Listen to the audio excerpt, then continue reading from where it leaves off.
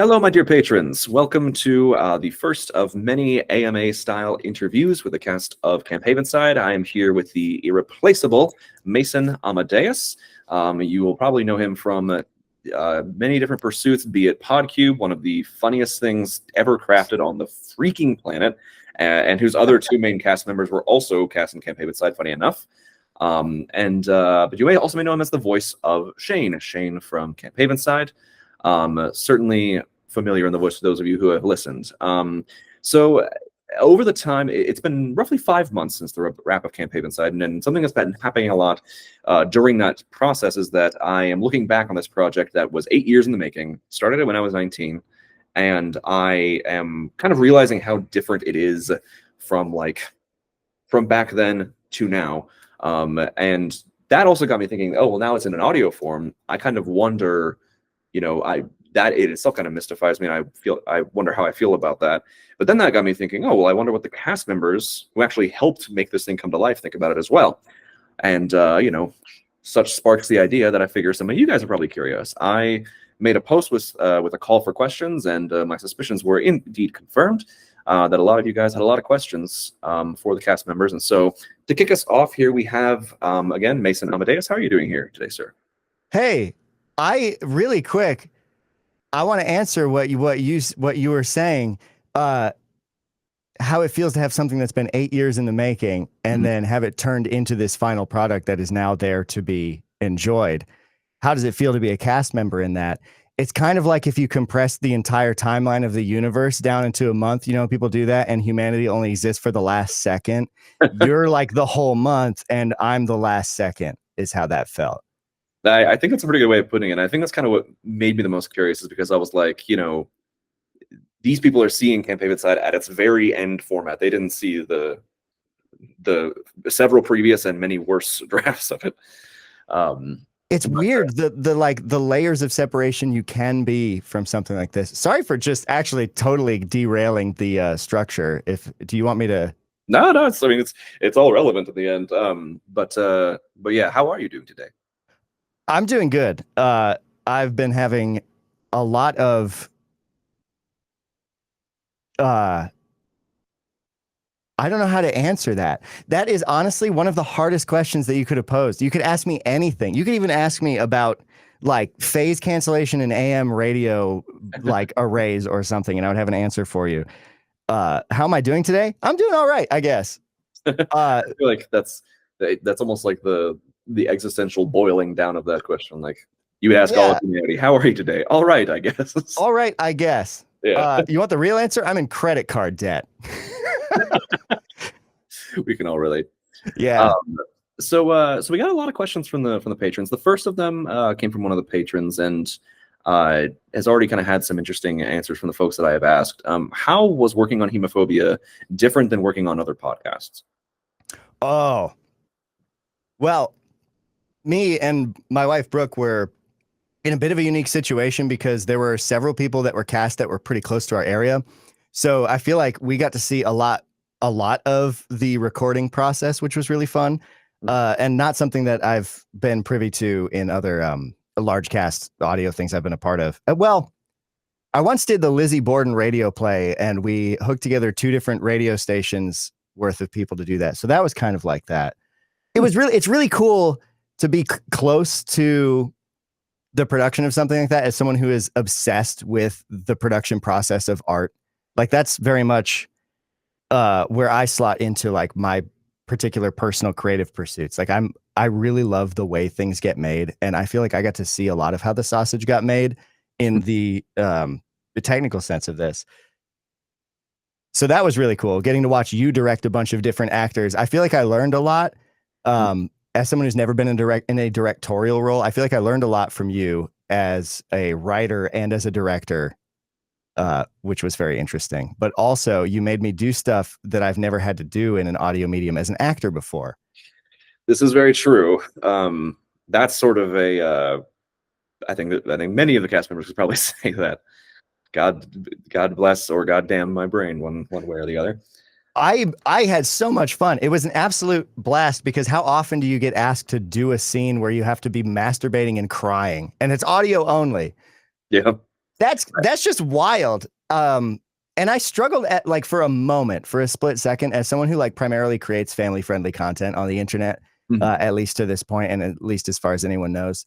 I like to be a little bit mysterious. Uh, there was a moment where I was like, as I was reading it before everything went, I was like, oh, this could be weird and tough. And I'm really glad to have done it because it pushed me outside of my comfort zone in a way that was really cool as an actor. Like I've done a lot of stage acting. I don't really do a lot of acting these days. I don't feel like, um, but I feel like I always wanted to be like the person who got to die on stage or got to do something crazy when I got to do like live theater. And I never had the chance to play any roles that were like that.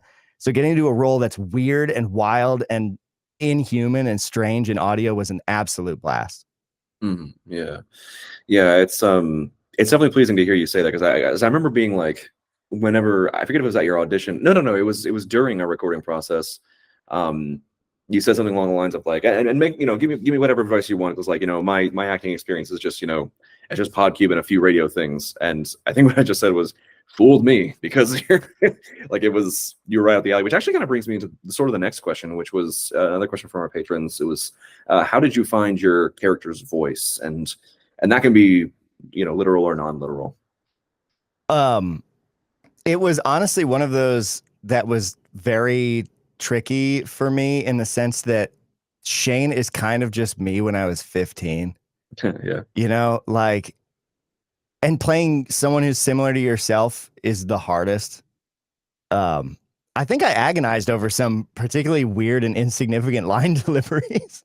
If I remember correctly, I probably gave you so many takes of like some really inconsequential short lines because I definitely overthought it a lot. And as we went further into it, I just settled into thinking, okay, what was I like in like between middle school and freshman year summer when I was first aware that people could perceive me other than myself, but not aware enough to change anything that was embarrassing. Yeah. Yeah. I see exactly what you mean.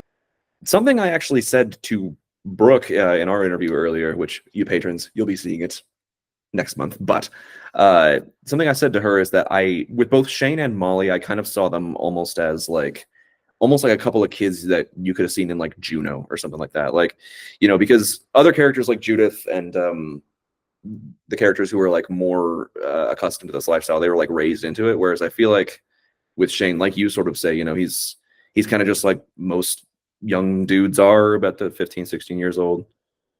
Kind of like if Michael Cera was more insecure and less likable, you know? Yeah. If my Like still awkward, but in in a more toxic way. Yeah, for Feeling sure. Timothy's inhaler is a bit like that Yes. that moment, although I know that like it's there's a lot of things involved in that. I fixated on that detail initially when trying to think about who Shane was as someone who would take a joke too far or someone who would use that as a justification to feel okay no matter what. Like fixating on as someone who was like I mean, as a fan of taking a joke too far in a healthy way, as like it's something I think is very funny. Yeah. When you do a joke over and over and over again, repetition is funny to me. Yeah. Um, as a teenager, I was like a crappy kid who didn't know what was too far, and so I just tried to lean on that stereotype, I guess, or that vibe of Shane. Yeah, but that's actually I'm glad you said that. It brings me to kind of the next question, which could be similar or different from the previous, but also from our patrons. It was, what about your character did you most connect with? I suppose, like on a personal level. Mm. Oh, how positive do you want this whole experience to be right now? Whatever is the true answer. Uh, I I mean, think being someone who projects like a very funny exterior or tries to, mm, while suffering with some really deep sort of self-loathing is something that I absolutely connect with. mm, Um, Not for the same reasons. Like I was raised totally secular. It's sex positive, easily no shame in my like I not to say not that I like it doesn't matter if wow. Let me back up. I don't have the same traumas as yeah, Shane, but having the same sort of struggles with like feeling okay with yourself, but also trying to be the person who's like not affected by it. And like everyone, let's just laugh and joke and not take things too seriously. Because if we take things too seriously, you're all going to realize I'm a piece of shit. Yeah. That kind of thing. Yeah. So I related to that in terms of like what I'm working through in therapy. And I feel like that's something I connected to it. But on a lighter note, also there's a playfulness to it. That was a lot of fun to lean into. Some of the little improvised bits and little fun things. Yeah, I that was actually something that stuck out to me about your performance from Shane from the outset was that, and well, even as early as the audition, I think in a way, kind of, I think some of the reason you got the role was because I liked that you were playing Shane as a performative individual, somebody who was, whether to cover up this or also just to kind of, well, it's quite often covering up with Shane, but like also just kind of having like a boyish spirit about it, like he is kind of a performer. He's trying to be jokey, even if he takes it like, as far as stealing an inhaler. That came through very clearly in your performance. That was kind of the reason that I think I thought of you for that role, because I was like, I could hear like the bravado kind of in his voice almost. Yeah, I have a propensity for that in roles that I play.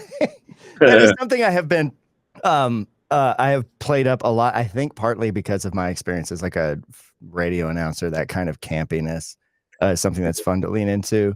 But also I read Shane as someone who would do that, someone who thinks that they're like, they know Shane. Some people like Jordan Reed are just funny. Yeah. They can say any combination of words and get you to laugh. And there's like an innate love and wit to that. And some people know when they're trying to, like, you can tell when some people are trying to be entertaining. Mhm. I feel like I am one of those people, and I feel like Shane is one of those people. And I feel like that was really easy for me to slot into, if that makes sense. Like, I don't think Shane is actually comfortable in any of the situations in which he's making jokes. I think he's deeply anxious about how everyone is perceiving him. Mhm. And that is complete projection on my part. But that was sort of, that angle of it. But coming at it from like a way of like, I want everyone to be happy and funny and lighthearted and silly. Yeah. I mean, I Yeah. think that's the makings for a great character performance, is that sense of like, you find the link between oneself and the character, and then it's just like natural. I think that like, also to your points, I think a lot of those feelings are typical for just teenage guys. You're just trying to figure out what's what, and Shane has difficulty doing so, but like, in his environment kind of complicates it in some ways. Here's a question that could play into it, I guess. So the story of Camp Havenside is definitely like highly ambiguous at times. I actually think it's for Shane in particular, because Shane, there's a lot of moments where you cannot tell if he is under the influence of some other being or not. So how was it trying to perform in a story that has this kind of often tenuous grip on literal reality and these frequently surreal personal interactions? Because Shane has a lot of those. Dude, you are a really good director. Like, that's the answer. You guided me and everyone else, I feel like, through every scene so well. And I think that's a testament to the fact that you said this was 8 years in the making. You've been working on this and thinking about this and embedded in it. I don't think you realized how good of a job you did directing it. Cause that's it. Like, you made it clear what we were supposed to embody. And I just tried to follow your lead. What was the question exactly? Did I answer it? Yeah, I think so. I mean, how was it trying to perform like, these kind of surreal interactions? I'm very happy to hear you say it, because I remember I myself had a lot of difficulty explaining it, because it was one of those things that, like, it makes sense to me, but then you present it to these other people who are supposed to be performing it, and you're like, oh, I actually have to like explain this now. Like, it's, And find the right words. Yeah. And then, at least, I don't know if this happened to you, flip this Q&A on its head. Like, the few times I've directed things that I've written, I've often found that I will accidentally completely direct wrong. I'll like say things the way I don't mean at all. And then I'll get a performance that I never expected. And then I'm like, wait, that actually works better. Or like, here's a question for you to intersperse. How many times did the script flip in your brain? Like, or the subtext of a scene flip depending on an actor's read? very frequently. I wouldn't say I wouldn't say well, that's a good question. I think it's like I would almost say about 30 to 40% of the time.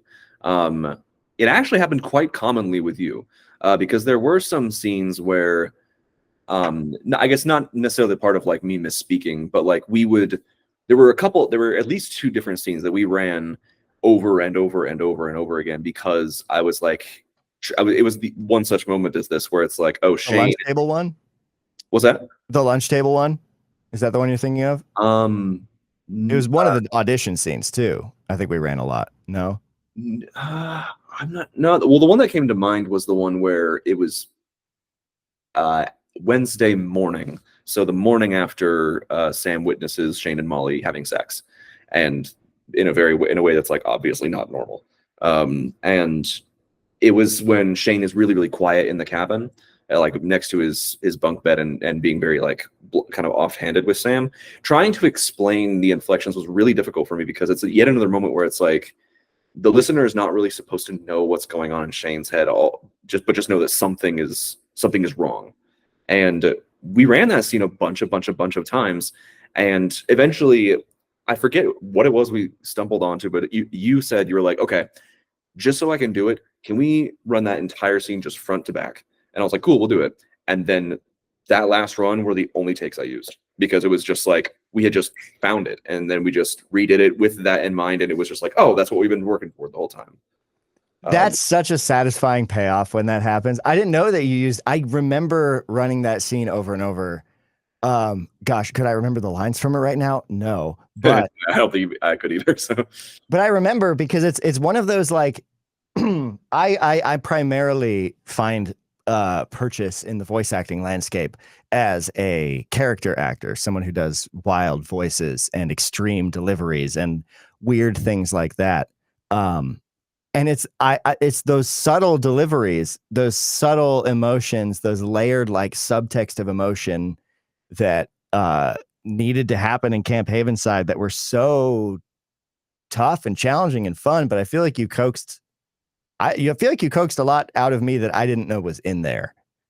yeah, well, it also like it kind of felt like we were, it's almost like when you're trying to find your way to something with somebody else, like both of you blindfolded or something like it, and you eventually find it, and then you both are there. The others, I remember the other scene. It was when Shane, half rotting and possessed and stuff, is walking through this forest sort of towards Sam. That was another one where we ran it time and time and time again, and then at the end we kind of found the thread, did it from the start, and those were like the only takes I used. Was that the one where he was very ragged Yes, yeah, and worn? Yeah. yeah. Yeah. Oh man, if I can steal a moment to talk about my favorite thing that you incorporate and that I wish more audio fiction incorporated is efforts from the actors, grunts and like movements and sounds that convey movement of the character's body in audio. Uh yeah, every performance was so dynamic. Well, And I remember that one was a struggle because I was trying to do a lot of that. yeah, and also, we were trying to simulate the blood coming out of the mouth. That patrons, I think I informed you guys of this in a behind the scenes cut. But We yeah, should have Mason recorded that video. I wish we got it. oh yeah, that'd have been fun because we had a pretty elaborate setup, Mason, with a bowl that was treated with some like soft towel material so it would not splash and ricochet or anything like that.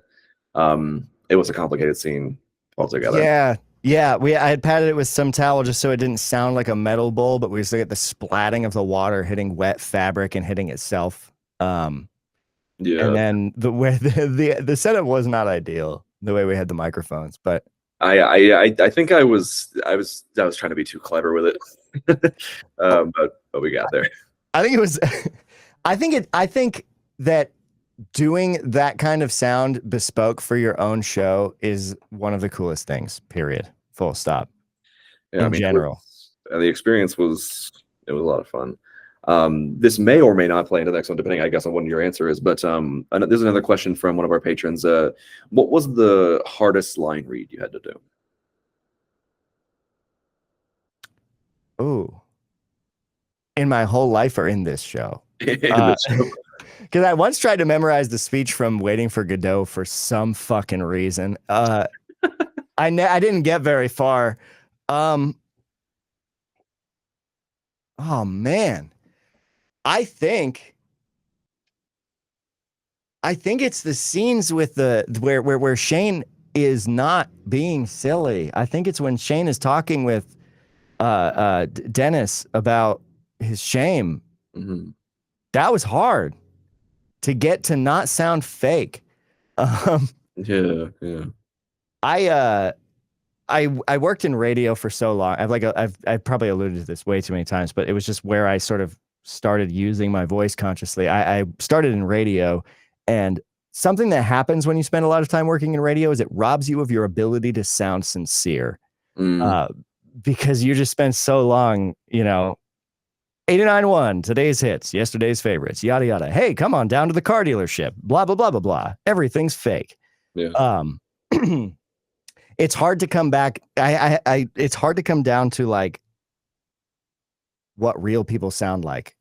Mm-hmm. And then and maybe this is just for me, and maybe this is nothing at all, but I really have a hard time emulating in a way that I feel is realistic all of these like small details that are of a low intensity. I feel like someone who is capable of acting at a high intensity relatively easily, and I struggle to act at a low intensity and still deliver a dynamic performance.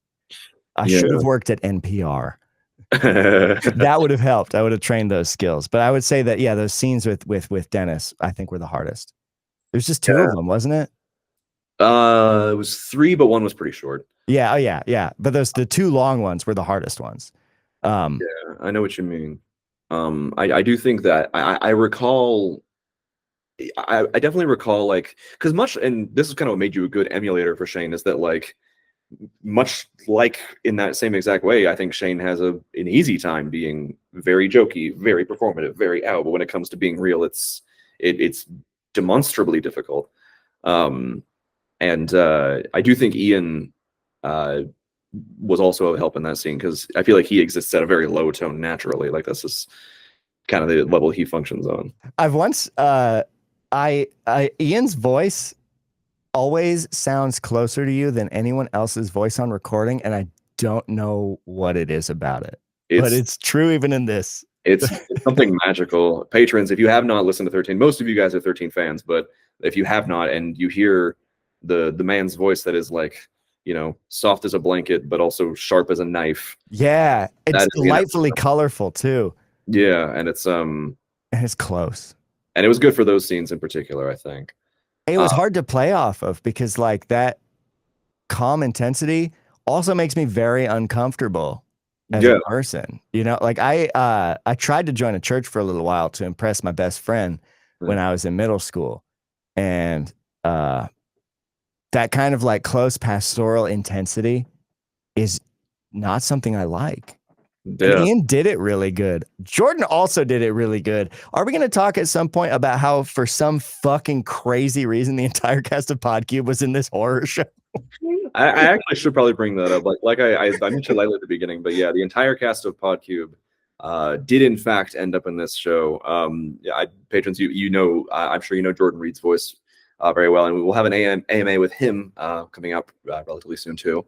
And Tucker provided some of the background ensemble vocals, and she was also very good at it. The next question is one that we've sort of touched on a little bit in the last one, so maybe it makes a good transition. But we've already covered some of this. But being a comedic actor, you're used to acting for the sake of comedy, and this comprised much of all of your acting experience hitherto, from what I understand. Primarily, yeah. So what was the main challenge of going from comedic to an intensely dramatic and often horrific acting performance? We've sort of touched on it, but if there's the specific challenge of going from one to the other. Yeah, it's it's tough because like I have a lot of experience trying to get a laugh cooperatively. Which is like a way of not saying the word improv because there's a lot of bad connotations around improv. Yeah. The high intensity, I think intensity is the key. High intensity comes more easily to me, and high intensity in comedy is something I often reach for. Playing characters that are over the top or have over the top opinions. And intensity doesn't always look like yelling or being loud, but it can be just a focus, or it can be a quickness, or a tightness. I think the thing about moving from, I think the thing about doing non-comedic acting for me, when most of my experience has been primarily comedic, I've done a lot of stage shows too, like local, nothing big, like local community theater stuff. And I've had roles that aren't overtly comedic, but largely even there still. Mhm. Um, I think it's less for me, the struggle with switching between that and something that's a little more serious, a little more heartfelt, is not necessarily the comedy versus the levity versus the gravity. It's the intensity. Um, I find that a high intensity scene is easier for me to act into than a low intensity scene. And I think it's just the nature of subtlety and nuance. It's difficult. I always really respect the people who can put so much into the smallest aspect of a delivery, a single word, like the timing of a facial gesture. Robin Williams' facial acting is an example of this. Not someone you would consider subtle, but if you just watch Robin Williams' face really carefully while he's performing, he does a lot of subtle things. Just like there's a lot of close-up shots in movies of him, and he'll just make a slight change in expression, and it's a huge thing. Like that sort of Mm. injecting nuance like that, I find difficult, particularly in an audio-only medium. Yeah, it's Um, definitely an audio only. because you kind of have to take your voice and ramp it up to 150% to convey that missing body language. But you can't do that in a way that sounds like you're ramping your voice up to 150%, or else you're listening to a fucking car commercial. Yeah. So it's like finding a way to bring the intensity and the physicality into your vocals and inject nuance is really hard, and something I struggle with, and not something I think I knocked out of the park all of the time. Well, I think it was a lot of what you're saying. I definitely, it's bringing me back to the recording process, because I do remember, like a lot of the moments where the most takes were required were, the ones that were lower intensity and more like the nuance, just like the scenes with Dennis, like you say. But I mean, I think we really found it pretty much every single time. It just, you know, some scenes just take more takes than others. But for somebody who, as you say, struggles with sort of the low intensity nuance, I mean, you're certainly capable of it, because I think you definitely mustered it for the show. Thank you, and thank you for like pushing me through it and like helping guiding me through it. Not pushing, you didn't force anything. You're one of the best directors I've worked with. Um, and I really appreciated getting to do this, because I mean, I love doing comedy. Don't get me wrong at all, but there's something I don't like to be pigeonholed at all. I want to do a bunch of different stuff, and it's really cool to have a chance to approach a role that is outside of what I would normally do. And you created a space where it felt super easy and comfortable and fun to do that, even inside of this really moving and powerful and dark, fucked up story. It Yeah. was everything about the production of this show was so healthy and cool. I It was nice. I'm happy to hear you say that. I always, because like, and it's sort of a tangent, but it's just you always hear these horror stories about directors like Sam Raimi, who will deliberately put their cast through awful treatment because they're convinced it makes for more compelling horror. And I've always set forth with the idea of just like, fuck that. That is a terrible, terrible, terrible way to do things. Even I Mhm. myself, who most people would look at the things I write and think it's completely reprehensible, like I still want to, I want to make it comfortable for everybody. I think that's part of like a larger issue of not defining where fiction and reality where I the edge of that ends. Yeah, no, I absolutely agree. There's another question from our patrons. What was it like listening to the finished product once all the sound design was in place and that kind of thing? I don't know if sound design is like my bread and butter. It's my baby. I love audio. I am an audio engineer. I worked as a a broadcast engineer. I love everything about audio, from like understanding it electrically to digital signal processing to modulation schemes.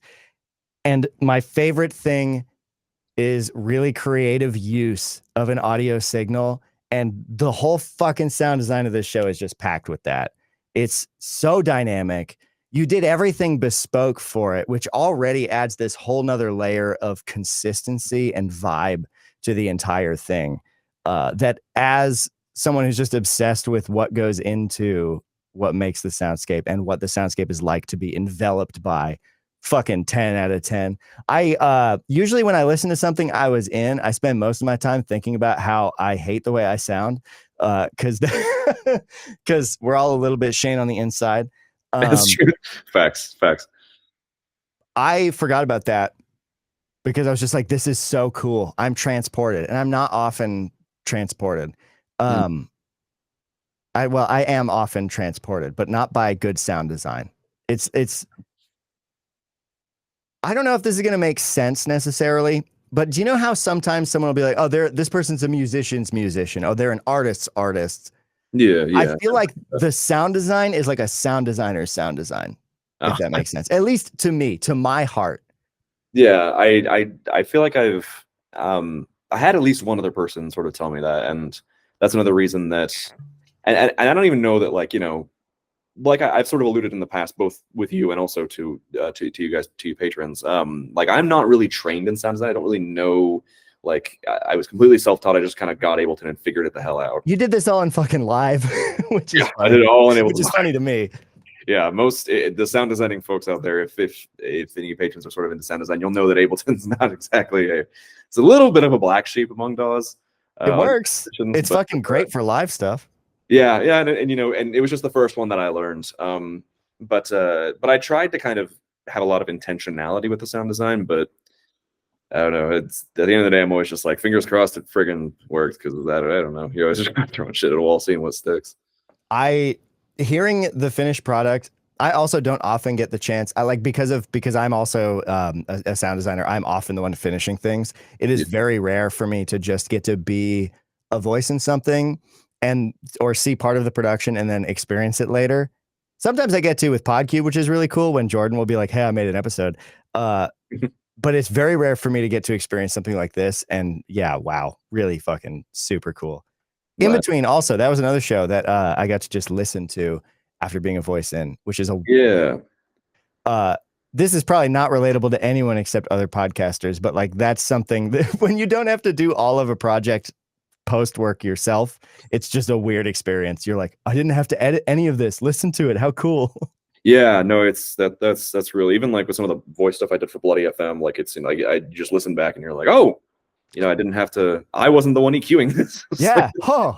Yeah. And I will say, fans of D&D or other such related mythologies will definitely love a show called In Between by Hannah Wright, a very good friend of mine out here in Colorado.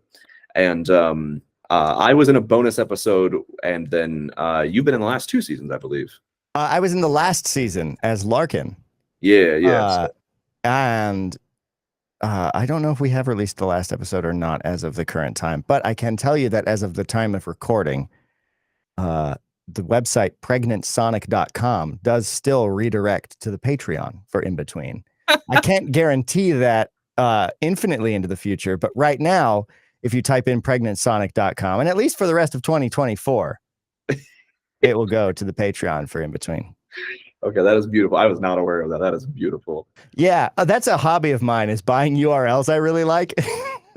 And just redirecting. Yeah, I'll point them at whatever. I did own pornchunk.com for a while. I pointed at my friend's wedding page, but recently I had to cut down on some bills. I think I mentioned the credit card debt.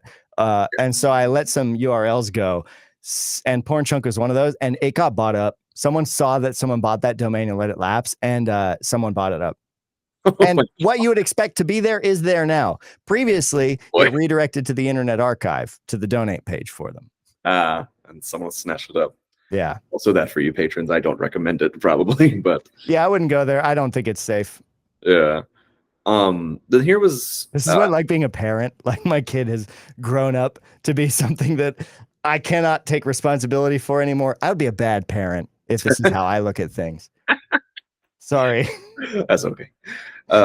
So how have your, be it friends, family, fans, people that you interact with generally, how have they reacted to your role on the show? Have you had any odd reactions, any good, bad reactions to being in a show as graphic and as graphic as this? I have had, for me, a very lucky best case scenario where anyone who has told me about it has thought it was super fucking cool and has been super supportive. And anyone who hasn't either doesn't know me or has not told me that. So it's been great. Yeah, it's not been a problem for me at all yet. Knock on wood. I feel like this is going to be one of those clips that plays in like 4 years when they're like, little did he know this would be his downfall or something. But no, That's when it's people art. go black and white. And Yeah.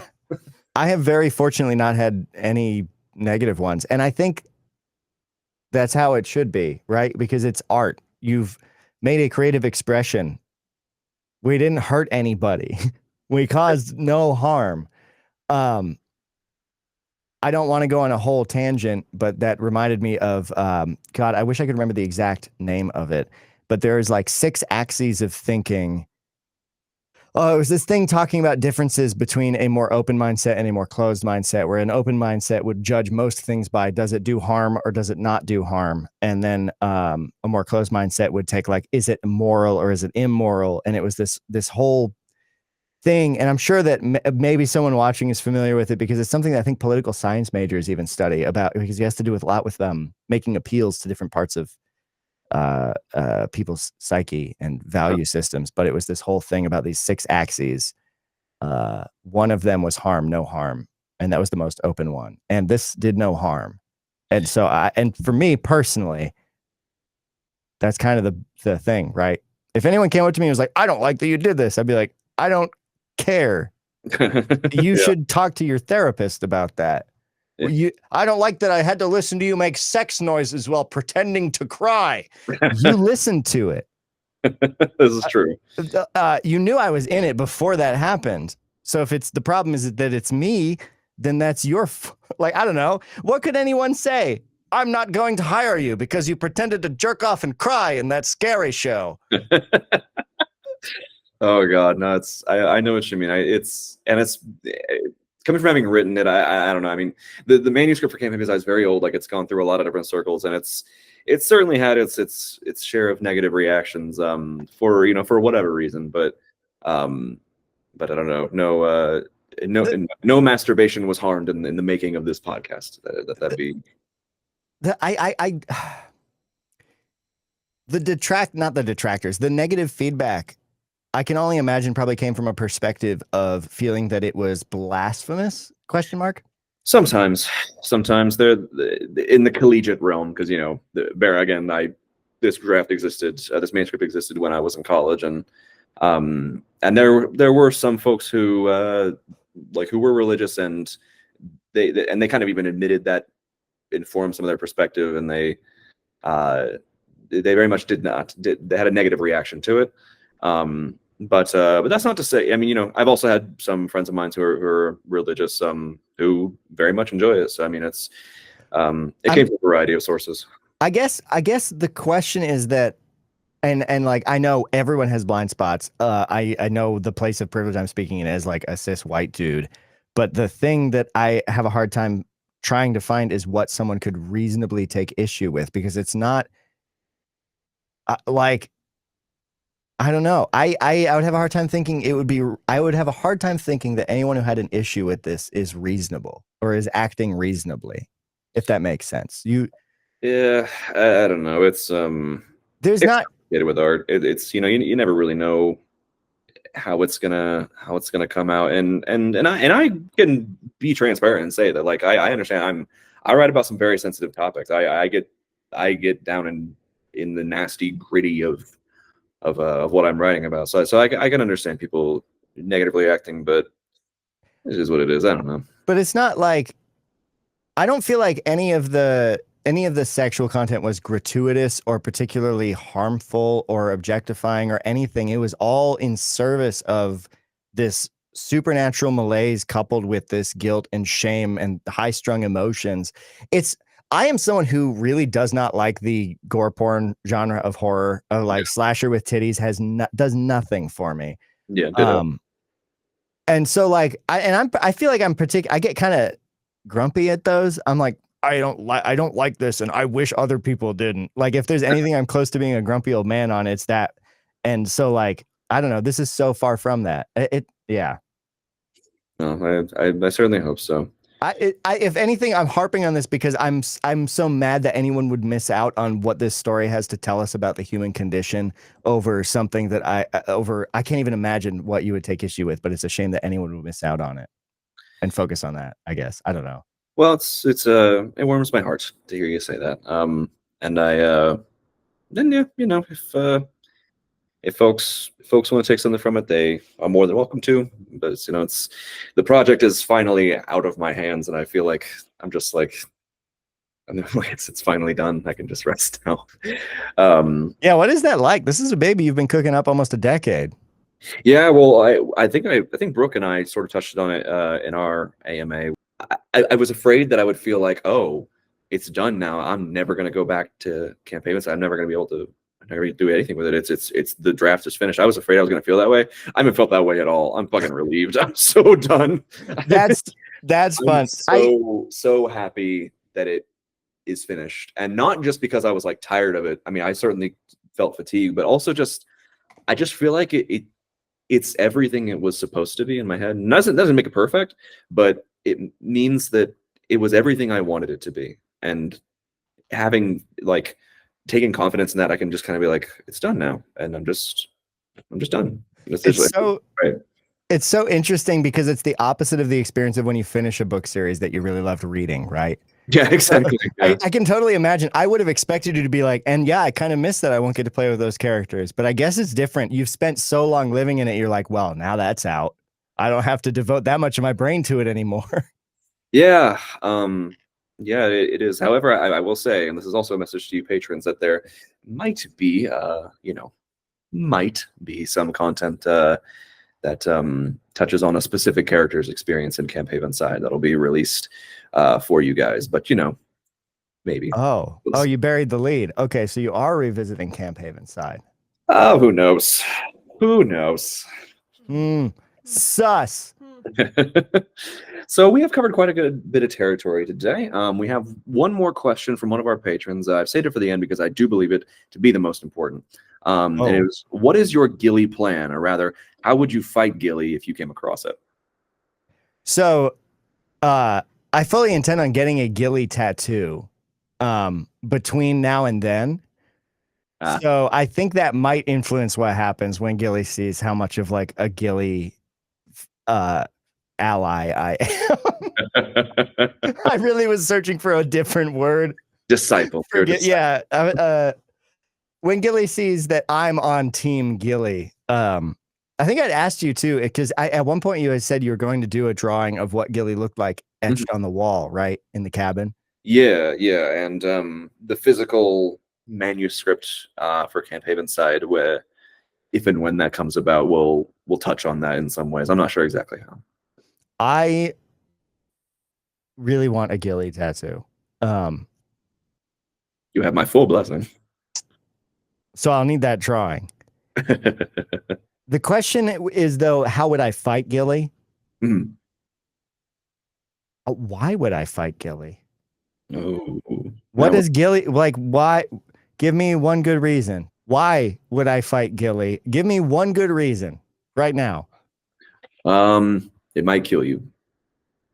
Give me one good reason right now. I'm sorry, I must have been cut out in the delay over the Zoom. Yeah. Good reason to fight ghillie. It's scary. Did it work out for anyone? Okay, this is a fair point. Did it work out for a single person? Depending on. Nope, that didn't work out. That didn't work out, and you know it. This is fair. These are facts, no printer. Facts, no printer right now. I bet that's not the answer you were expecting, was it? It was an answer I loved. I like the give me a reason thing. I feel like it's almost a Rorschach test. This question is like, Yeah. tells more. How would I fight Gilly? Well, first I have to talk about why my parents have been fighting. Oh man. All right, folks. Well, you heard it here first. This has been a very good AMA. Thank you very much, Mason, for joining me on this. Yeah, thank you. Yeah, and thank you all of you guys for watching and listening. Like I said, this is going to be the first of many. We've got a few more coming up, and you'll be seeing more of them. And yeah, thank you all for being here. I will see you and me sometime in the future. Farewell.